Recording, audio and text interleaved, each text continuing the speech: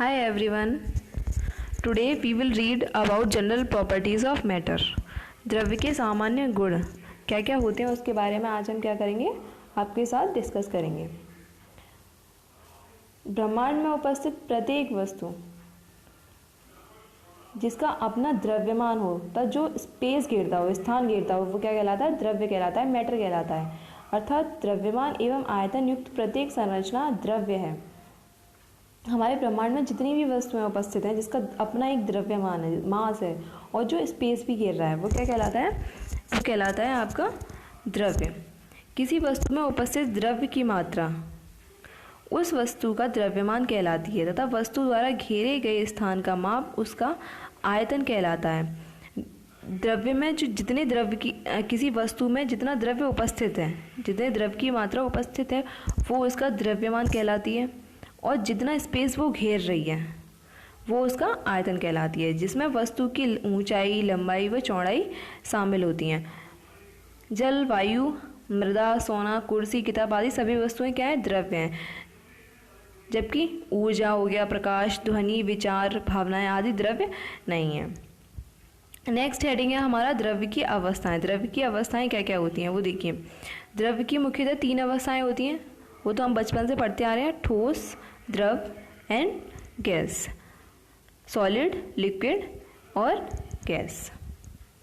अब इनके बारे में सबसे पहले हम पढ़ेंगे। सबसे पहले होगा हमारा ठोस, सॉलिड। सॉलिड क्या होता है? ठोस वस्तुओं में आकार व आयतन निश्चित होता है। उदाहरण के लिए कांच की बोतल, फलक, नली, कुर्सी आदि। ठोस वस्तुएं वो होती हैं जिनका जो आकार है और आयतन, मतलब स्पेस कितना गिर रही है, वो एक निश्चित होता है। डिफरेंट कंडीशंस में वो चेंज नहीं होता। नेक्स्ट है द्रव्य, द्रव, लिक्विड। द्रव अवस्था में वस्तु का आकार अनिश्चित परंतु आयतन निश्चित होता है। द्रव की जो अवस्था होती है, लिक्विड जो फॉर्म होती है, उसमें वस्तु का आकार अनिश्चित होता है, मतलब आकार उसका डिफरेंट कंडीशंस में अलग अलग होता रहता है, लेकिन उसका जो आयतन होता है वो निश्चित रहता है। यानी कि जितना वो स्पेस घेर रही थी हर कंडीशन में वो उतना ही स्पेस घेरेगी, जैसे कि जल, दूध, तेल, पेट्रोल आदि। नेक्स्ट हेडिंग है गैस। गैस अवस्था में वस्तु का आकार एवं आयतन दोनों ही अनिश्चित होते हैं। गैसें जिस पात्र में रखी जाती हैं उसका आकार एवं आयतन ग्रहण कर लेती हैं। उदाहरण के लिए वायु, ऑक्सीजन, कार्बन डाइऑक्साइड आदि। गैस की जो अवस्था होती है उसमें ना तो आकार आपका निश्चित होता है और ना ही आयतन, दोनों डिफरेंट होते रहते हैं। आकार का मतलब अगर जिस पात्र में रखी जा रही है, जिस बर्तन में वो रखी जा रही है, उसका आकार और उसका आयतन, यानी कि कितनी जगह वो घेरती है, वो सारा उसके अकॉर्डिंग ही उसका चेंज हो जाता है। जैसे कि ऑक्सीजन गैस हो गई, आपकी कार्बन डाइऑक्साइड गैस हो गई। नेक्स्ट हेडिंग है प्लाज्मा। प्लाज्मा गैसों की आयनीकृत अवस्था है जिसमें धनावेशित आयनों तथा ऋणावेशित इलेक्ट्रॉनों की संख्या लगभग बराबर होती है। प्लाज्मा जो होती है, प्लाज्मा जो स्टेट होती है वो गैस की अवस्था की ही आयोनाइज्ड स्टेट है, जिसमें उसकी जो धनावेशित आयन होते हैं और ऋणावेशित इलेक्ट्रॉन दोनों की संख्या लगभग बराबर होती है। नेक्स्ट है आपकी द्रव्य की मुख्य अवस्थाएं एवं गुण। इनकी जो मुख्य अवस्थाएं होती हैं और गुण होते हैं उनके बारे में यहाँ पे बताया गया है। पहला इनका जो गुण है वो आकार। तीनों के बारे में हम अलग अलग पढ़ेंगे, तीनों के बारे में अलग अलग चीज़ें देखने को मिलेंगी। देखिए, ठोस में क्या होता है? इनका आकार निश्चित होता है, वो हम पहले ही पढ़ चुके हैं। द्रव्य में इनका आकार निश्चित नहीं होता, अर्थात द्रव्य जिस पात्र में रखे जाते हैं उसका आकार ग्रहण कर लेते हैं। गैस में इनका आकार निश्चित नहीं होता, ये जिस पात्र में भी रखी जाती हैं उसका आकार ग्रहण कर लेती हैं। नेक्स्ट है आपका आयतन। आयतन में क्या है? इनका आयतन निश्चित होता है। किनका? ठोसों का आयतन निश्चित होता है, मतलब अगर एक जगह पर वो जितनी एक कंडीशन में वो जितनी जगह घेर रहा था, दूसरी कंडीशन में वो उतना ही जगह घेरेगा। नेक्स्ट द्रव में होता है इनका आयतन निश्चित होता है। इनका आयतन निश्चित नहीं होता गैस का, और ये अपने पात्र के संपूर्ण आयतन में विस्तृत हो जाती हैं। नेक्स्ट थर्ड पॉइंट है बहने का गुण। बहने का गुण ठोसों में क्या होता है? ठोस तो ठोस होते हैं, इनका तो सब कुछ निश्चित ही होता है, ये बहते नहीं है। और द्रव्य ऊपर से नीचे की ओर बहते हैं। अगर ऊपर से ऊपर डाला जाए तो द्रव नीचे की तरफ बहेगा? ऐसा तो है नहीं कि नीचे डालने पर ऊपर की ओर बहेगा, वो ऊपर से नीचे की ओर बहते हैं। लेकिन गैसों का क्या होता है, ये प्रत्येक दिशा में बहती हैं, हर दिशा में गैस जा सकती है। नेक्स्ट पॉइंट है दाब का प्रभाव। दाब का क्या प्रभाव किस द्रव्य पर क्या पड़ता है वो देखिए। ठोस में इनको बहुत कम दबाया जा सकता है। ठोस का आकार निश्चित रहता है, चेंज नहीं होता है, इसलिए इनको दबाया नहीं जा सकता। द्रव्य इनको ठोस की अपेक्षा अधिक दबाया जा सकता है।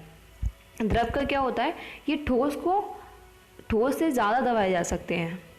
गैस का इनको सबसे अधिक दबाया जा सकता है, और गैस का क्या रहता है कि इसको ठोस से भी अधिक दबाया जा सकता है और गैस से भी अधिक दबाया जा सकता द्रव से भी अधिक दबाया जा सकता है। नेक्स्ट है ऊष्मा का प्रभाव। गर्म ठोसों में क्या होता है, गर्म करने पर इनमें सबसे कम वृद्धि होती है। मतलब अगर हम ठोस को गर्म करेंगे तो उसमें बहुत कम वृद्धि होगी, ज़्यादा चेंज नहीं आएगा।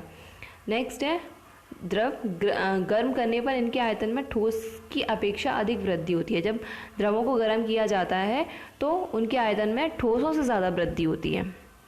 नेक्स्ट गैस गर्म करने पर इनके आयतन में सबसे अधिक विस्तार होता है।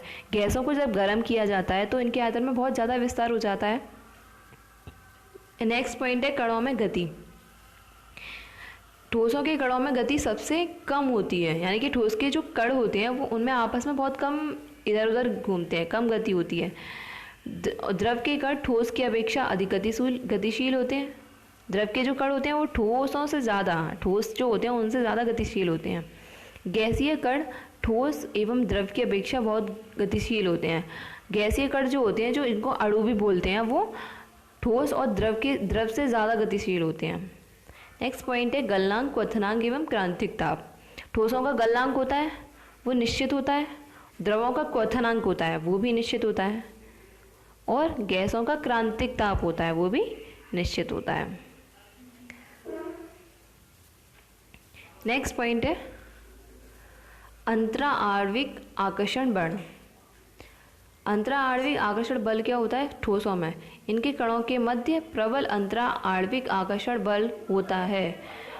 ठोसों में अंतराआण्विक जो बल होता है वो बहुत ज़्यादा प्रबल होता है, और द्रवों में इनके कणों के मध्य कार्यरत अंतराआण्विक आकर्षण बल ठोसों की अपेक्षा कम प्रबल होता है। यानी कि इनमें होता तो है पर प्रबल बहुत कम होता है द्रव में।